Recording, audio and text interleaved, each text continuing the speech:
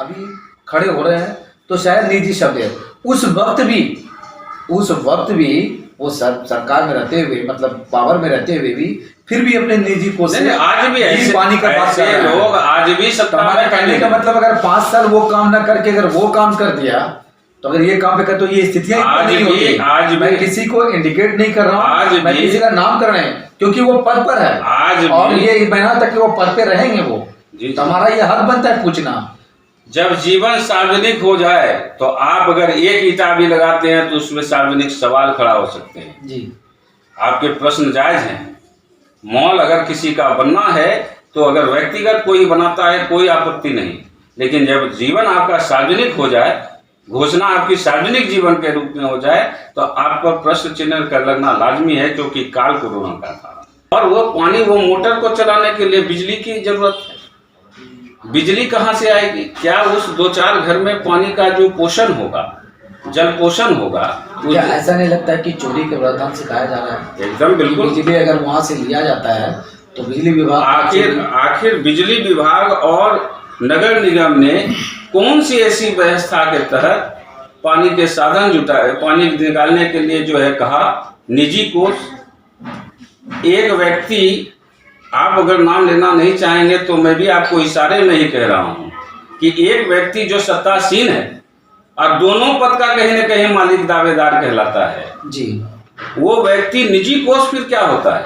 जिसके पास कलम में ताकत है, जिसके कलम में फाइनेंशियल पावर है, जिसके पास पूरे नगर निगम का अमला फैला है, वो व्यक्ति अगर निजी कोष का इस्तेमाल करता हो तो सिस्टम क्या कर रहा है?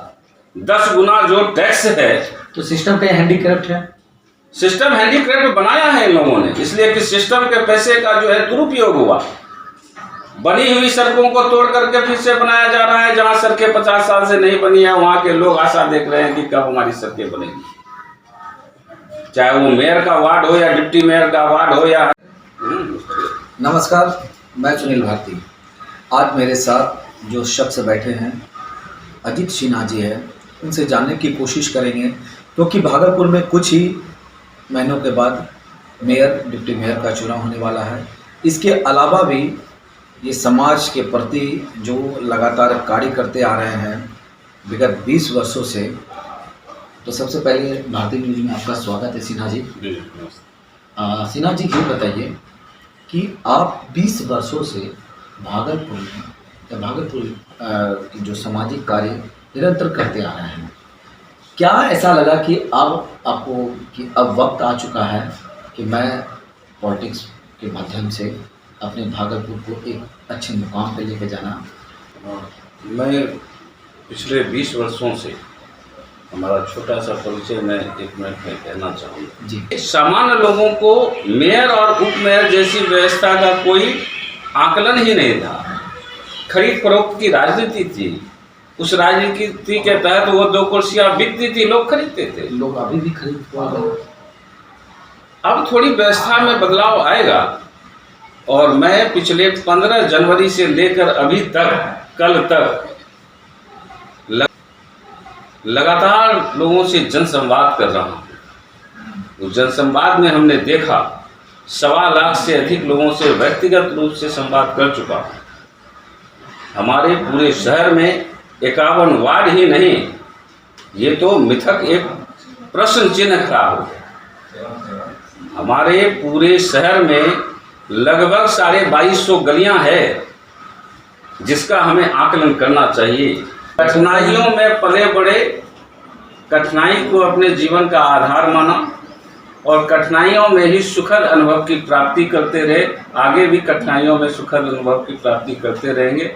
इसलिए जो व्यक्तिगत लाभ कोई व्यक्ति को अगर कमाना है तो वो अपने जीवन को, जो वर्तमान व्यवस्था है उसमें सेटल जैसा शब्द यूज करता है।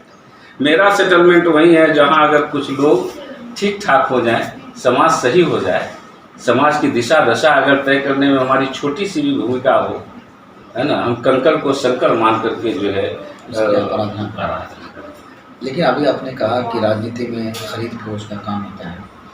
आज निरंतर भागलपुर में जितने भी उम्मीदवार हैं, तो मैं किसी का नाम नहीं लेना चाहूँगा, तो अपने निजी कोष से वो कोई पानी गड़वा रहे हैं, किसी का घर बनवा रहे हैं। क्या आपको लगता है कि आप इसमें, क्योंकि लोग पैसे पे खेला होता है यहाँ पर, क्या लगता है कि आपको व्यवस्था इस को बार भी- चुनौती है, हाँ। व्यवस्था को चुनौती है।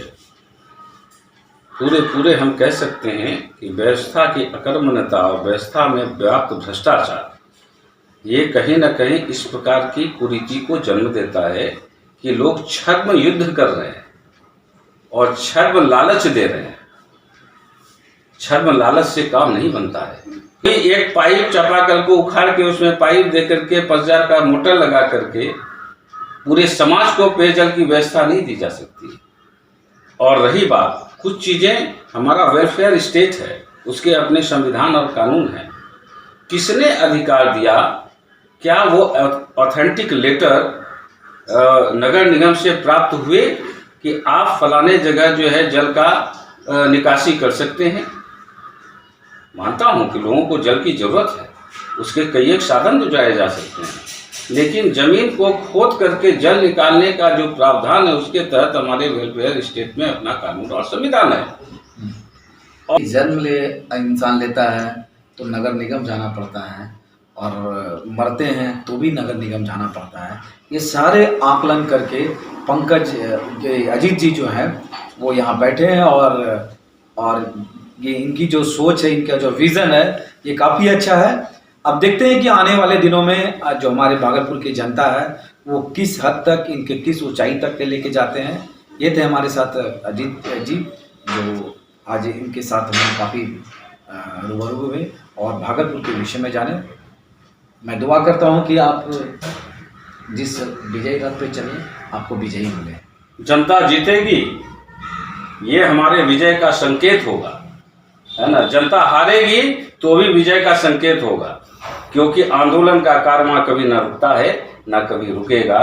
विजय तो मात्र एक छद्म जो है खुशी है। मुझे उस दिन विजय की प्राप्ति अनुभूति होगी जिस दिन अंतिम व्यक्ति उठ खड़ा होगा अपने सवालों के लिए, अंतिम व्यक्ति के सवाल का जिस दिन